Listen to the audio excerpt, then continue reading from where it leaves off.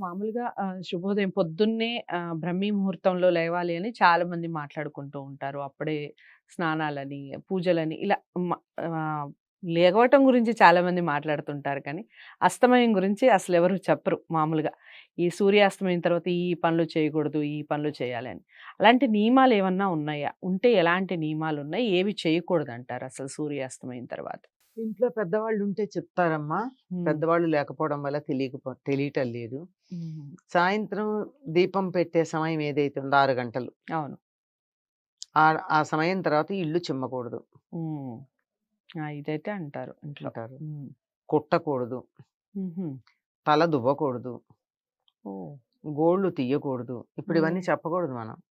అన్నిటికన్నా మించి కాదమ్మా! అంటే మీరు తల దువ్వకూడదంటే నాకొక డౌటొచ్చింది. అందుకే ఏంటంటే, అంటున్నాను నేను. ఇప్పుడు ఈవినింగ్ మ్యారేజెస్ ఉంటాయి కదా! కంపల్సరీ దువ్వుకుంటారుగా మరి? అంటే అట్లాంటి ప్రత్యేక సందర్భాల్లో ఎప్పుడో ఒక చోట. చెయ్యొచ్చు. హ్మ్. ఇప్పుడు ఒక నియమం మామూలుగా నిత్యకృత్యంగా ఉండే నియమానికిను, హ్మ్. అప్పుడప్పుడు చేసేదానికి చేసుకోవడానికి తేడా తేడా ఉంటుంది గదా! ఉంటుంది. అదే ఇప్పుడు అదిప్పుడు బర్త్‌డేస్ కూడా చేస్తున్నారుగా. ఫస్ట్ బర్త్‌డే అని అది అలా. హ్మ్. మీరిప్పుడు వేడుకలన్నారు, వేడుకకి చేయొచ్చు. హ్మ్. కానీ ఇప్పుడసలు రెగ్యులర్‌గా అలాగే చేసేవాళ్ళున్నారు ఉన్నారు ఓకే. కదమ్మా! హ్మ్. రాత్రి 7కి డ్యూటీకెళ్ళాలంటే అమ్మాయి హ్మ్. ఏం చేస్తుంది? అంతే 6కి అమ్మాయి దూకాల్సింది. సంగతి అటుంచండి. అబ్బాయిలైతే హ్మ్. జేబులో దువ్వెన నుండి 24 గంటలు దూకుంటూనే ఉంటారు. ఈ టైము, ఆ టైం అని లేదు. హ్మ్. హ్మ్. ఇప్పుడు వాళ్ళకి కూడా ఇబ్బందిగానే ఉంది. ఎందుకంటే వారు పెంచుకుంటున్నారు గనక. కొంచెం హ్మ్. చిన్నగా ఉన్నది. హ్మ్. అంచేత నియమాలు చెప్పిందది. అలాగే కుట్టకూడదు అంటారు. హ్మ్. హ్మ్. అంటే కంటికి ఇది ఇబ్బంది. ఇప్పట్లో విద్యుత్ దీపాలు లేవు గదా! అప్పుడు. అవును. మామూలు దీపాలు గనక కంటికి హ్మ్. ఇబ్బందని చెప్పుకుంటారని నేను అనుకుంటున్నాను. హ్మ్. ఇంకా అంతకన్నా కారణం ఏమన్నా ఉందేమో మనకి తెలీదు. హ్మ్. అలాగే ఉప్పు, నూనె హ్మ్. హ్మ్. ఇటువంటివి సూర్యాస్తమయం అయ్యాక కొనరు. అసలు ఉప్పు వేరే వాళ్ళకి ఇవ్వకూడదని కూడా అంటారు కదమ్మా! అది ఇవ్వకూడదంటారు. నిజమా అది? హ్మ్. ఓకే. కొనకూడదని నేను చెప్తున్నా. ఇక్కడ చెయ్యకూడని పనులు అవును. చెప్తున్నా. హ్మ్. చెయ్యకూడదు.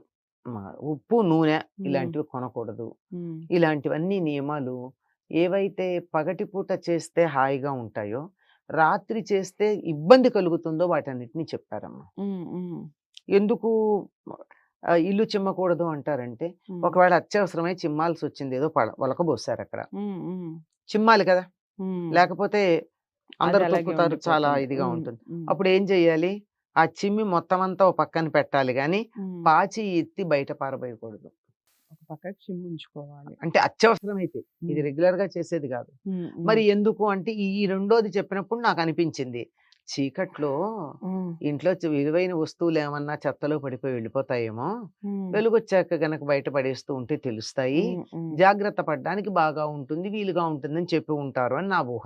సో, అదండి విషయం. మామూలుగా మనం ఇంట్లో ఏ వస్తువులు ఎప్పుడెప్పుడు అంటే సూర్యాస్తమయం తర్వాత మనం చెయ్యకూడని విషయాలు చాలా చక్కటి వివరణ ఇంకొక ఇచ్చారు. ప్రధానమైనదుందమ్మా. చెప్పండమ్మా. హెయిర్ కట్ చేయించుకోకూడదు. ఓకే. గోళ్ళు తీయకూడదని చెప్పాను ఆ! గదా! ఆ! ఈవినింగ్ అలాగే హెయిర్ కట్ కూడా వెళ్ళకూడదు. వెళ్ళకూడదు.